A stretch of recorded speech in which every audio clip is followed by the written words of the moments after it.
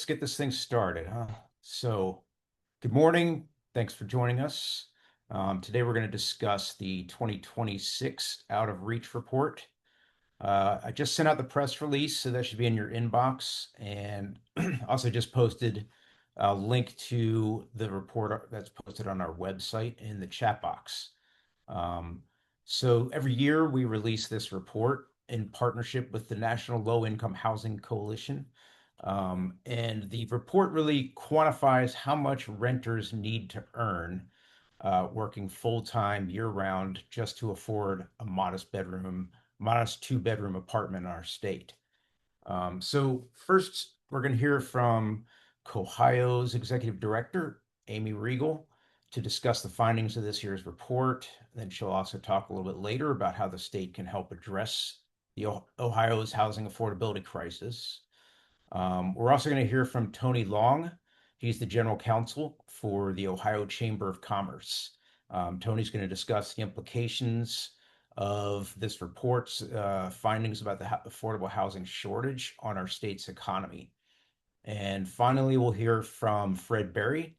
He is the president and CEO of Humility of Mary Housing in Akron.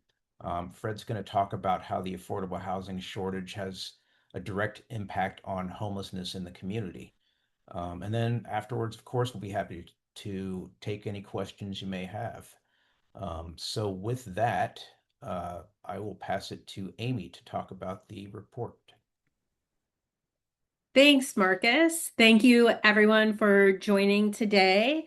And as Marcus mentioned, this report, Out of Reach, describes how much the average person must earn to afford a modest two-bedroom apartment in the state of Ohio. And this year, that wage is $23.82. This is an increase from previous years. And this wage is the amount that a person would need to earn to afford a modest two-bedroom apartment without paying more than 30% of their income on housing cost.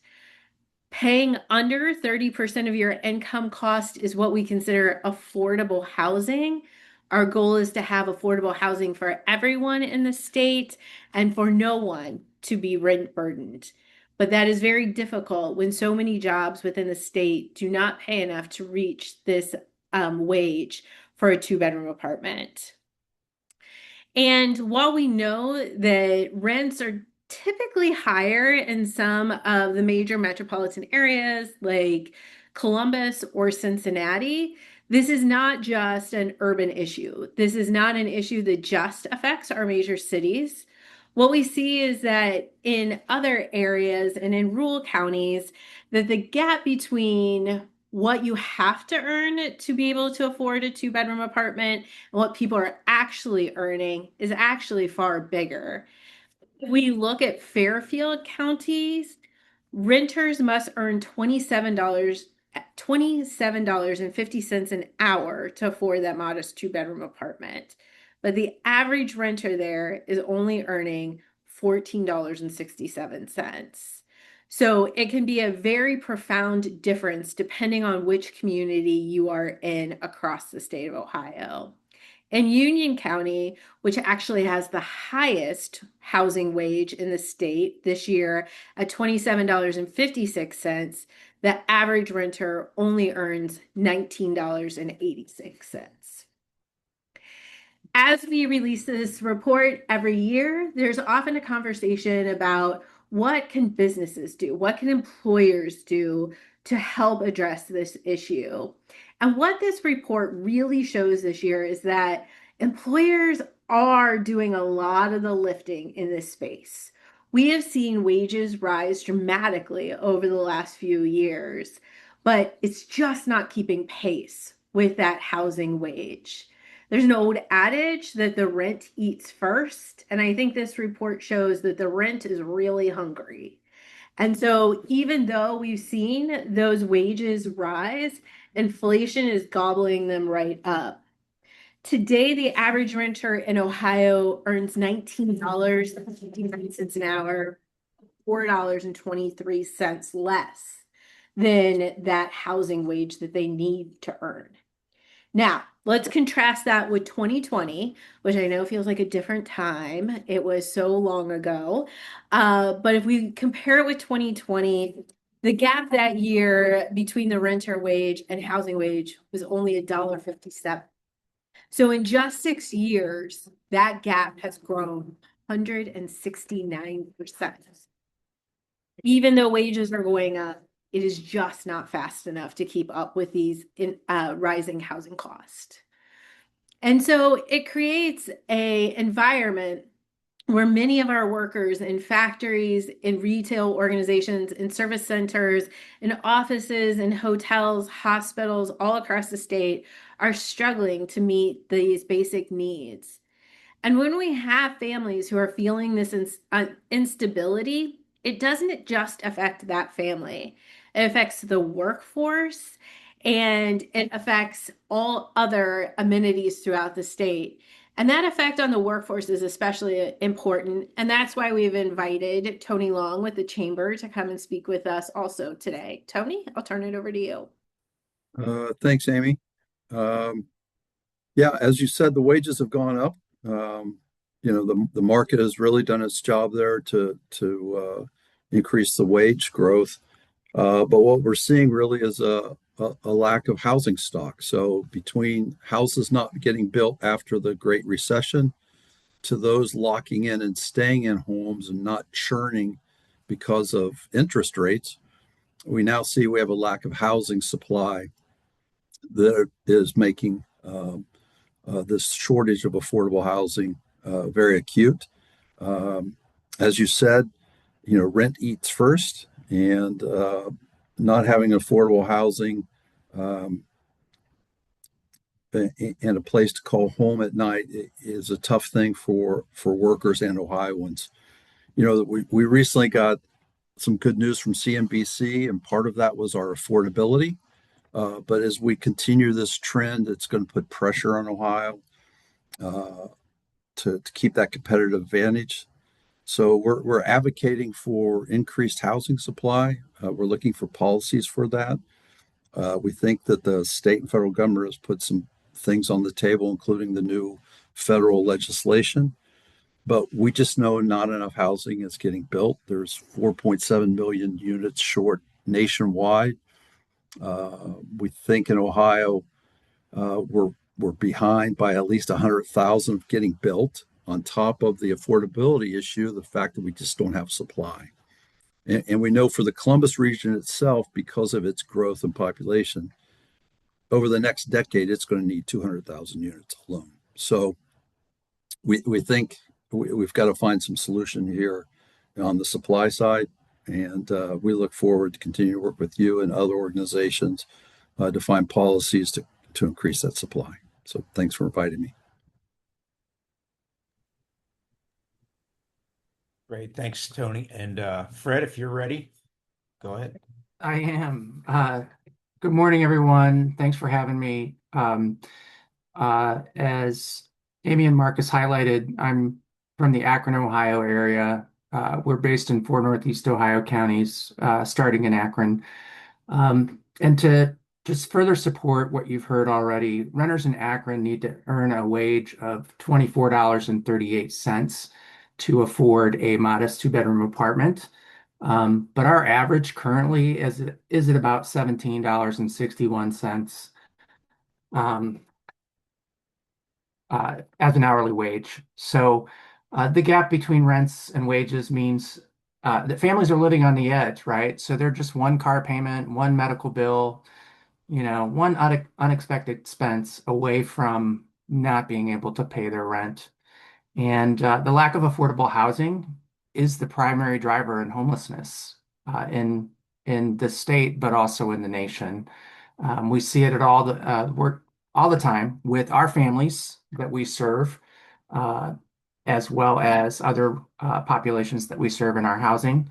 And folks are really struggling. They're doing all the right things to get ahead, if you will, and they're still struggling to find a stable housing option for themselves. To just really drive home the point of lack of affordable housing, There are approximately 9,000 units of affordable housing in the Akron, Ohio metropolitan service area. That's a combination of public and private. And our local housing authority, Akron Metropolitan Housing Authority, who maintains a very high percentage occupancy rate of nearly 98%. Um, they have 4,300 of those units. Their wait list is about 30 grand, 30,000 folks that are on their wait list to identify to obtain uh, one of their affordable housing units. So that just goes to show you the immense amount of gap that we have in this space. I'd just like to take an opportunity to share with you a story about one of our residents. And for the purposes of today, I'll just say her name is Susie Smith. And Susie's been with us. She came to us from an emergency shelter, working towards gaining somewhat of a normalized life again. She came to us about 2 years ago. In that time, she's secured meaningful employment. She's been with the same employer for about 2 years. She has done all the things that we say, check the boxes for moving on to a self-sufficient life.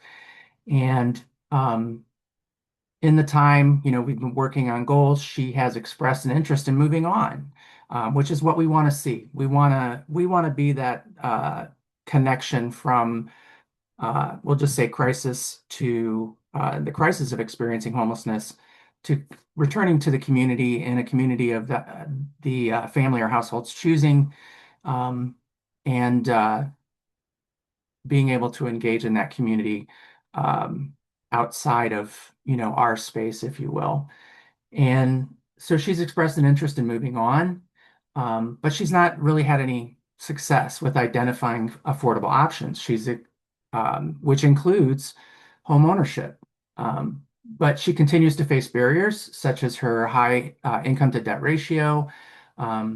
She's really struggling to save for a down payment due to the high cost of living, and she has a high monthly car payment. Again, she's remained with the same employer for almost 2 years. She's received an annual raise in her wages, and is expecting another one soon, despite consistent employment and increased compensation. The fluctuating housing costs have really prohibited her from taking that next step or being able to take that next step. So affordable housing is still out of reach for her. So, that's just one example. There are many of the folks that we work with over time. In the state of Ohio, we have successfully, with our system, have been successful at getting people out of homelessness and back into affordable housing. That equates to about 16,000 units per year. But the problem being is that we're seeing about 32,000 households that are new and entering the homelessness system for the first time. So just in a couple of the examples or statistics that I've highlighted for you all, you can see where we're just not able to keep up with the pace and the growing number of people who are being squeezed by the lack of affordable housing. So with that, I'll pause and I'll turn it back over to Amy. Yes, and as you see this report and what you've heard from Tony and from Fred, all really highlight that there is a need, that people are struggling, that they're feeling a pinch. The pinch is becoming a very strong hold on them, and that we need solutions. And what I am happy to say is that there are solutions that are in the works or that are already established within the state that we think have high potential for growth and additional investments. So as we look at tools that might help to improve supply and also affordability across the state.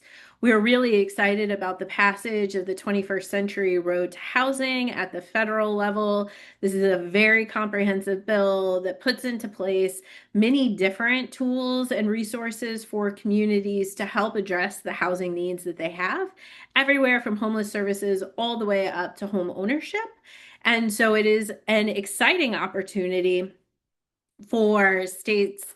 And the big part comes now. The bill has passed and become law, but it'll be how it's implemented over the next 2, 3, 10 years, and how states like Ohio are ready for this. So we are really encouraging the state of Ohio and communities all across the state to dig in to this legislation, to understand it, and to think about how they can be ready to implement these programs right at home.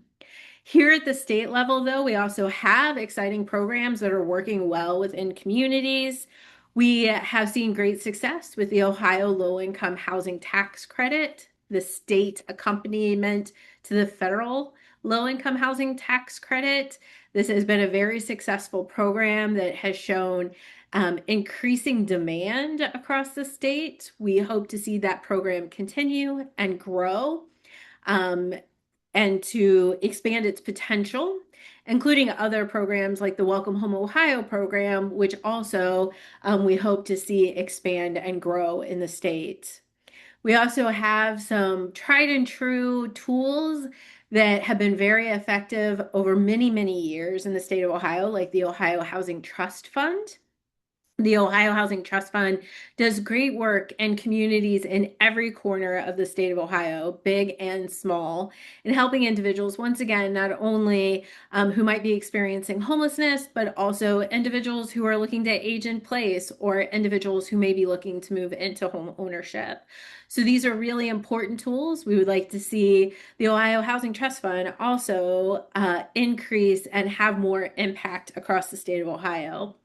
What we see is that Ohio's in a good position, that we have things in place that we can amplify and take to scale, and that we have a community and a state that are ready to take on these challenges. So we look forward to what is coming next as we release this report.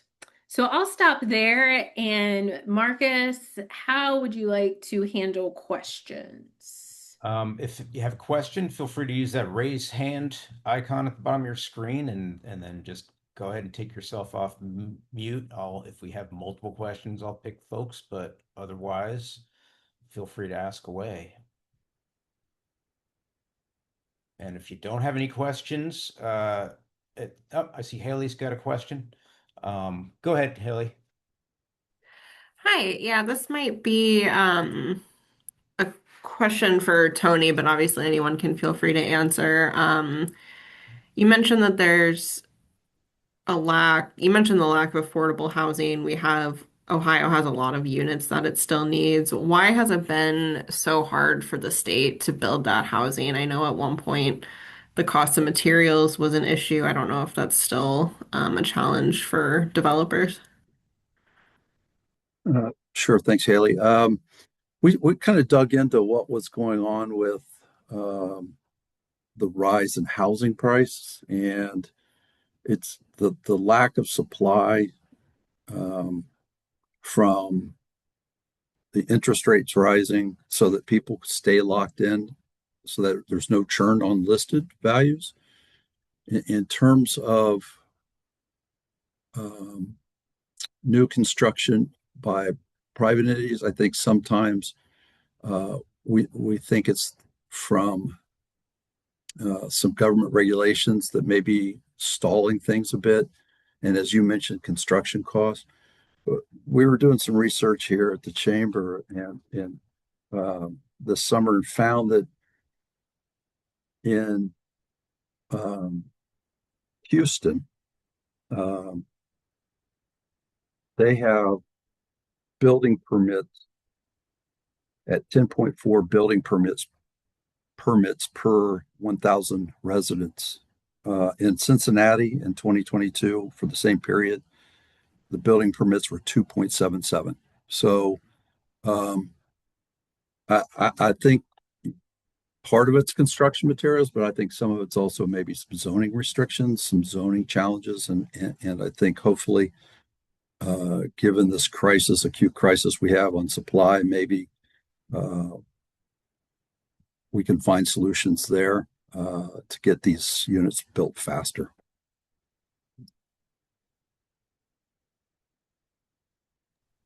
Hi, Ann, go ahead. Yeah, hi. I like your optimism at the end in saying that you have tools to improve and you listed some of these programs. What are you finding is the most impactful?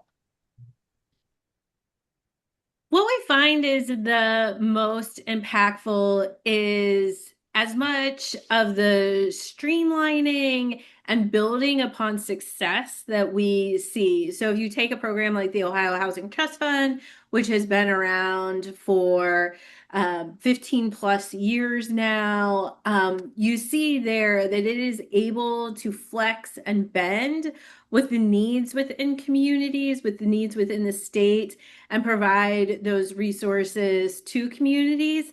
The communities are already familiar with how to receive that money, with how to spend that money, with reporting requirements, with compliance.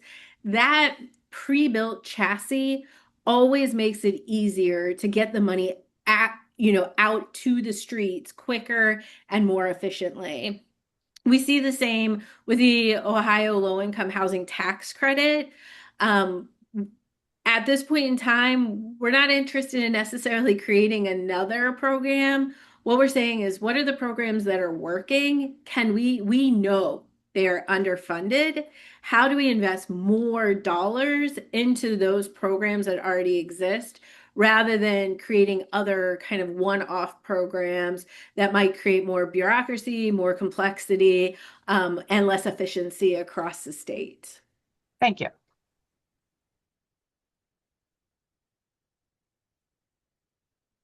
All right. Anybody else have any other last minute questions here? Let's see. Danny, he says, can someone talk about Toledo and Lucas County? We certainly have data for Toledo and Lucas County. We can Yep. definitely. Can you hear me? I'm sorry. Okay, I just didn't want to. So it seems to be lower. It's like 2069. Seems to be. I don't know off the top of my head. I didn't look at every single city, but it's pretty low for a larger metro area. It appears. So I don't know if someone can talk about. Is that just because there's less demand, or is it because they're doing something else with housing that's helping that keep that a little bit lower than the 23? Or I don't know. Didn't know if you had anything to add on that. Um, Off the top of my head, I'm not sure why Toledo is so much lower than the other mid-sized metros or larger, metros in Ohio, but certainly something we can dig into and follow up on. And yeah, there is, if you haven't noticed already, there is data on every county and every metro, in addition to the statewide numbers in that report. So yeah, feel free to follow up if other questions occur to you after this meeting. And otherwise, if no one else has any other questions, let's see. Oh, there's another question. Yeah. Let's see. Karen is asking about the effect of federal immigration policy concern about ICE on housing construction. Amy, do you want to take that one? So we do know that individuals who are here in the US from other countries often are a large portion of the population that provides skilled trade services to the construction industry. And that is a valuable resource and asset to the state of Ohio. Um, in saying that, though, I want to underscore that individuals are in the United States, oftentimes through different work programs or other types of immigration activities, refugee resettlement. So, not as to say that any of these individuals are in the US working illegally or undocumented. Many of these individuals are established citizens or residents of the United States. However, their labor or the concern of any type of immigration activities that might disrupt a work site are oftentimes very undermining to the work ahead and to being able to complete a project. Many of the projects, though, that we spoke about today, though, are funded through programs such as the Home Investment Partnership, which is a federal HUD program, through the Low Income Housing Tax Credit Program, which is a federal IRS program, or through other types of federally subsidized development programs. Within those programs, they already have very strict rules and restrictions on employment standards and employment activities for any project that is funded through those federal dollars. All of those projects are heavily monitored and must submit employment records and documentation. So when you have federal funding in a program, it really restricts any concerns about illegal immigration or activities within those federal programs that already have existing very strong language about employment and support within that space. Yeah, one other thing I would just mention too, I mean, there has been a long-standing shortage of labor for in the construction industries, particularly residential construction. I don't remember the figures off the top of my head. I know that the Home Builders Association has done a lot of research on this, but has been for a long time, particularly since the Great Recession, a lot, a real huge shortage of labor, and that's when we were related to a previous question about why it's so hard to build.